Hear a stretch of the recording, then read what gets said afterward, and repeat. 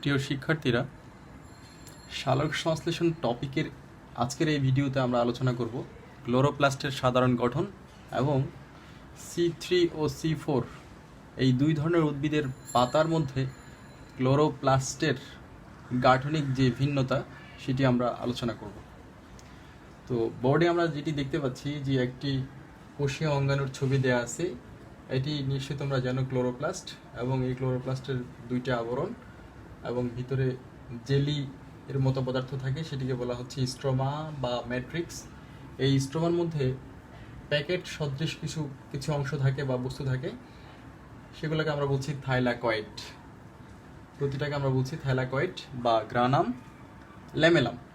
তো গ্রানাম ল্যামেলাম বা থাইলাকয়েডগুলো স্তূপ আকারে থাকলে প্রতিটা স্তূপকে আমরা বলছি গ্রানাম। এবং যদি গ্রানাম অনেকগুলো আমরা চিন্তা করি একসাথে আমরা বলি, তাহলে বহুবচনে বলতে হবে গ্রানা। গ্রানামগুলো যদি ইন্টারলিঙ্কড হয়, অর্থাৎ একটি পর্দা দ্বারা সংযুক্ত থাকে, সেই পর্দাকে বলা হচ্ছে স্ট্রোমা ল্যামেলাম, একটা যদি বলা হয়। আর যদি একাধিক থাকে বা সবগুলাকে যদি আমরা বলি একসাথে বহুবচনে, তখন আমরা বলবো স্ট্রোমা ল্যামেলি। এরপরে আমরা নীল কালি দিয়ে দেয়া আছে সেটা হচ্ছে ডিএনএ বিবর্তন হিস্ট্রি থেকে আমরা জানি যে ক্লোরোপ্লাস্টের ভিতরে ডিএনএ থাকে বা রাইবোজোম থাকতে পারে। সেটি তোমরা ছবিতে দেখতে পাচ্ছ এবং তোমরা পরীক্ষায় আঁকার সময় এটি দিয়ে দিবা। আচ্ছা, তারপরে আমরা যাই এই যে থাইলাকয়েড, প্রতিটা প্যাকেট থাইলাকয়েড বা গ্রানাম ল্যামেলাম। সেই থাইলাকয়েড বা গ্রানাম ল্যামেলামের মধ্যে মূলত কি থাকে? মূলত থাকে ক্লোরোফিলগুলো বা বর্ণকণিকাগুলো, সাথে কিছু ইলেকট্রন বাহক। তো ক্লোরোফিলের যে প্যাকেটগুলা, সেগুলোকে আমরা বলছি যে কোয়ান্টোসোম বা কোয়ান্টোজোম, যেভাবে তোমরা বলো কোয়ান্টোজোম। এই প্যাকেটগুলো অর্থাৎ বর্ণকণিকার প্যাকেটগুলো থাকে। আমি একটি ছবি এখানে দিয়ে রেখেছি, দেখো, একটি থাইলাকয়েড এবং এই নীল কালারের যে প্যাকেটগুলা, সেগুলো হচ্ছে বর্ণকণিকার প্যাকেট, দ্যাট ইজ কোয়ান্টোজোম। এবং মাঝখানে লেখা আছে ETS, electron transport system, that is electron বাহকগুলা পরস্পর সংযুক্ত হয়ে যে চেইন তৈরি করে, সেটিকে আমরা বলছি ইটিএস। তো একটি থাইলাকয়েড বা গ্রানাম ল্যামেলামের মধ্যে এই ধরনের অবস্থা থাকবে, অর্থাৎ সালোক সংশ্লেষণকারী যে একক কোয়ান্টোজোম মূলত থাকে গ্রানাম ল্যামেলাম বা থাইলাকয়েডের মধ্যে। আমরা অন্যদিকে যদি স্ট্রোমা ল্যামেলি বা স্ট্রোমা ল্যামেলাম দেখি, অর্থাৎ দুইটা গ্রানামের মাঝখানে যে ইন্টারলিঙ্কড পর্দা, সেখানে মূলত ক্লোরোফিলের মতো কিছু পদার্থ থাকে, কিন্তু গুরুত্বপূর্ণ ক্লোরোফিল বা বর্ণকণিকাগুলো থাকে গ্রানাম ল্যামেলাম বা থাইলাকয়েডের মধ্যে। এটা তোমাদের মাথায় নিতে হবে, এটা ভালো করে বুঝতে হবে। আচ্ছা, তাহলে একটি ক্লোরোপ্লাস্ট এবং একটি থাইলাকয়েডের চিত্র তোমরা দেখতে পাচ্ছ, এভাবে তোমরা পরীক্ষায় এঁকে দিবা। এবার আমরা চলে আসি C3 পাতা বা C4 উদ্ভিদের পাতা। C3 উদ্ভিদ কোনগুলো? C3 উদ্ভিদ আমাদের পরিবেশে আমরা যেগুলা সচরাচর বা সাধারণত দেখতে পাই আশেপাশে, আম, জাম, কাঁঠাল, এগুলো ম্যাক্সিমাম উদ্ভিদগুলোই হচ্ছে C3 উদ্ভিদ। আবার অন্যদিকে আমরা ঘাস জাতীয় কিছু উদ্ভিদ দেখতে পাবো, যেমন এখানে দেয়া আছে আখ, ভুট্টা, বার্লি, ডাঁটা শাক, যেটাকে আমরা সায়েন্টিফিক নেমে হয়তো তোমরা ভিন্নভাবে পাবা তোমাদের বইতে। দেখো, ডাঁটা শাক, বার্লি, ভুট্টা, আখ, এই ধরনের যে গাছগুলো, সেগুলো হচ্ছে C4 উদ্ভিদ। তো C3 উদ্ভিদ এবং C4 উদ্ভিদের মধ্যে সালোক সংশ্লেষণের গ্লুকোজ তৈরির যে নিয়ম, সেই গ্লুকোজ তৈরির নিয়মটা খানিকটা ভিন্ন। এর কারণ হলো পাতার গঠন। পাতা গাঠনিকভাবে ভিন্ন হওয়ার কারণে গ্লুকোজ তৈরির ভিন্নতা আমরা দেখতে পাই। C3 পাতার মধ্যে যেটি দেখা যায়, আমি এখানে একটি পাতা এঁকে রেখেছি, C3 পাতা, দ্যাট ইজ আম, জাম, কাঁঠাল, যে কোনো একটি গাছের পাতা যদি আমরা ধরি C3 পাতা, আর এখানে যদি ধরি যে আখ গাছের পাতা, তাহলে দুইটিকে আমরা প্রস্থচ্ছেদ করে একটু দেখার চেষ্টা করব এবং পাশাপাশি রেখে যদি আমরা আলোচনা করি, তাহলে বুঝতে সুবিধা হবে এবং সহজে বোঝা যাবে।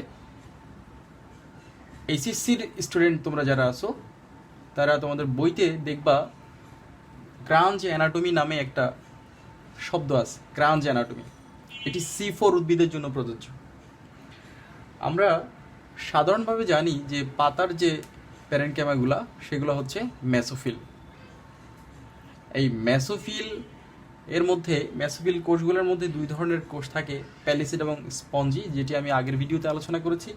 এখানে C3 উদ্ভিদ যদি আমরা বা C3 পাতাটা যদি দেখি, এখানে ঠাসাঠাসি বা লেগে লেগে থাকে যে প্যারেনকেমাগুলো, সেগুলো হচ্ছে প্যালিসিড, আর নিচে ফাঁকা বা বায়ুথলি সম্পন্ন যে প্যারেনকেমাগুলো সেগুলোকে বলা হচ্ছে স্পঞ্জি প্যারেনকেমা। দ্যাট ইজ প্যালিসিড এবং স্পঞ্জি সব মিলিয়ে হচ্ছে আমাদের মেসোফিল। এখানেও আমরা প্যালিসিড এবং স্পঞ্জি মিলে মেসোফিল টিস্যু আমরা পাবো, পাতার প্যারেনকেমা টিস্যু, মেসোফিল টিস্যু।